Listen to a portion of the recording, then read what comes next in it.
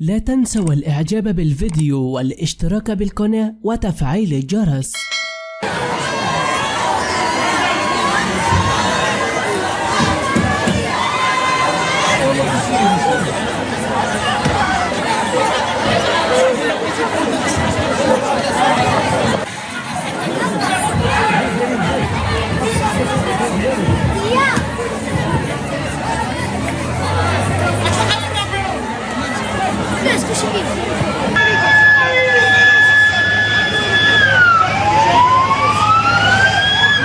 سيدة معك صاحبي.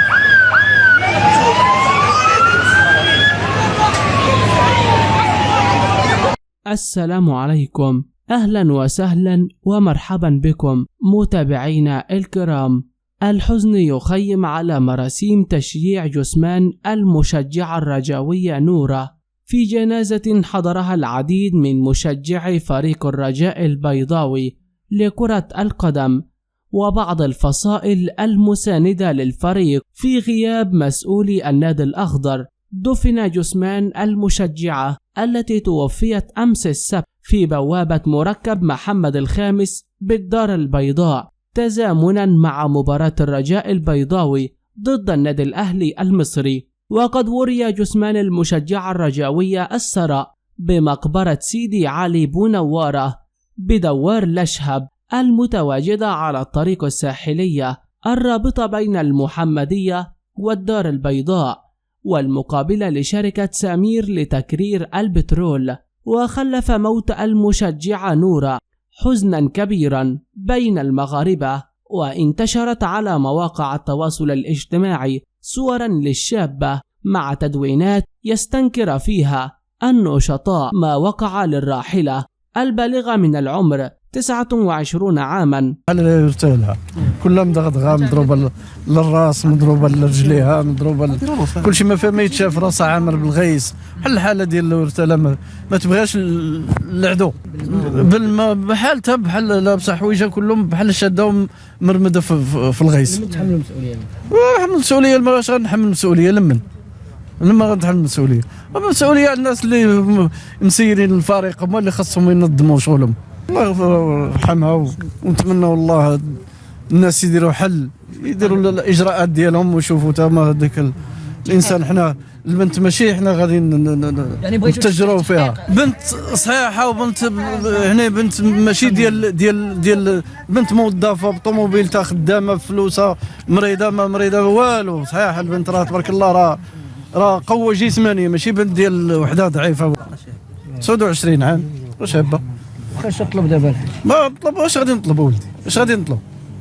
غادي الله السوق راه مكتاب لها تموت. وتساءل مغاربة في تدويناتهم عن المنظمين وطالبوا بكشف الأسباب وراء الفوضى التي عرفتها مقابلة الرجاء والأهلي. وكانت السلطات المحلية لعمالة مقاطعات الدار البيضاء أنفا أفادت أن مشجعة لفريق الرجاء البيضاوي تبلغ من العمر 29 سنة وفتها المنية يوم السبت 29 أبريل خلال تواجدها بمحيط المركب الرياضي محمد الخامس. وجاء في البلاغ أن الراحلة ذهبت لحضور المقابلة التي تجمع بين فريقي الرجاء والأهلي المصري في إياب دوري أبطال أفريقيا لكرة القدم.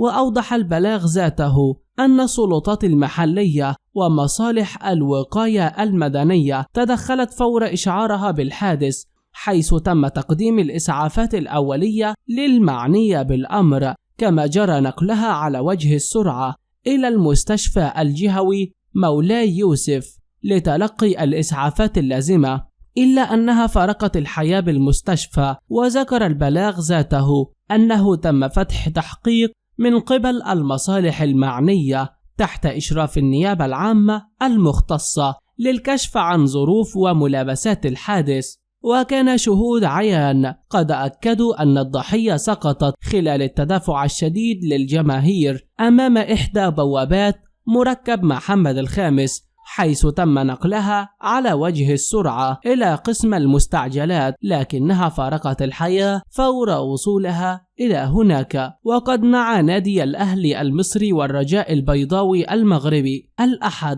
مشجعة توفيت يوم السبت بسبب التدافع الجماهيري قبل مباراة الفريقين في ملعب محمد الخامس بإياب دور الثمانية بدوري أبطال إفريقيا. وذكر نادي الرجاء أن عزيز بدراوي رئيس النادي يتقدم باسمه ونيابة عن النادي بأحر عبارات التعازي لعائلة المشجعة نورة التي وافتها المنية قبل المباراة أمام النادي الأهلي. فيما قدم الأهلي تعازيه في بيان قال فيه إن محمود الخطيب رئيس النادي وأعضاء مجلس الإدارة والقطاعات الرياضية يتقدمون بخالص التعازي لنادي الرجاء المغربي في وفاة مشجعة الفريق التي وافتها المنية إثر التزاحم الجماهيري قبل المباراة. كان خبر كصاعقة، أولا كابنة الحي، ثانيا كوحدة من أنصار فريق الرجاء البيضاوي. في حب فريق الرجاء البيضاوي هو إدمان، كل واحد كيبغي اللوغو ديال ديك الفرقة. كانت كتبغي فريق الرجاء البيضاوي وضريبة اللامسؤولية ديال بعض المسؤولين لا ياخذ فيهم الحق كتخليك انك حب ذاك الفريق كي كتشوف ان انسانه ماتت كمصه، الذنب ديالها الوحيد انها مناصره الفريق الرجاء البيضاوي. وانتهت المباراة بالتعادل السلبي بين الرجاء والأهلي ليتأهل الأخير إلى الدور قبل النهائي من البطولة بعدما كان قد فاز ذهابا في القاهرة بهدفين نظيفين. لم يكن الحزن الذي انتاب لاعبي وجماهير الرجاء المغربي بعد الخسارة من الأهلي مساء يوم السبت على مركب محمد الخامس في الدار البيضاء بقدر الحزن الذي اعترى الجميع بسبب وفاة المشجعة الرجاوية الشهيرة نورة الزبيري على بوابات الملعب أثناء الدخول للمباراة. ونقلت الصحافة المغربية أن سبب الوفاة جاء بسبب كثرة الازدحام والتدافع أثناء دخول الجماهير للمباراة. وأضافت أن السلطات المحلية ومصالح الوقاية المدنية تدخلت فور إشعارها بالحادث، وتم تقديم الإسعافات الأولية للمعنية بالأمر، كما جرى نقلها على وجه السرعة إلى المستشفى لتلقي الإسعافات اللازمة، إلا أنها فارقت الحياة بالمستشفى. وتم فتح بحث من قبل المصالح المعنية تحت إشراف النيابة العامة المختصة للكشف عن ظروف وملابسات الحادث. وبحسب ما تناقل أشخاص يعرفون نورة الزبيري عبر منصات التواصل الاجتماعي، فقد كانت الشابة الراحلة من أشهر مشجعات نادي الرجاء ومحبي الفريق. وقالت التعليقات في نعي نورة الزبيري أنها كانت عاشقة للرجاء الرياضي، حيث لم يسنها قيد حياتها أي شيء عن فريقها المحبوب، حتى أنها كانت قد رافقته إلى مصر وتابعته هناك في مباراة الذهاب بين الأهلي والرجاء. وكتب أحدهم في وداعها: كم هو مؤلم هذا الرحيل القاسي والمفاجئ. الفقيدة نورة الزبير ابنة مدينة المحمدية عاشقة الرجاء البيضاوي توفيت نتيجة الازدحام الشديد أمام بوابة الملعب. وقال المصدر إن إدارة نادي الرجاء ستقوم برفع دعوى قضائية ضد الشركة المنظمة لمباراة الأهلي والرجاء في دوري أبطال إفريقيا. وتابع المصدر أن الشركة المنظمة هي شركة تابعة لمجلس المدينة المغربية، أي تابعة للدولة. وقال والد المشجعة للصحفيين إن ابنته عادت للتو من تركيا لحضور اللقاء نظرا لعشقها فريق الرجاء منذ طفولتها.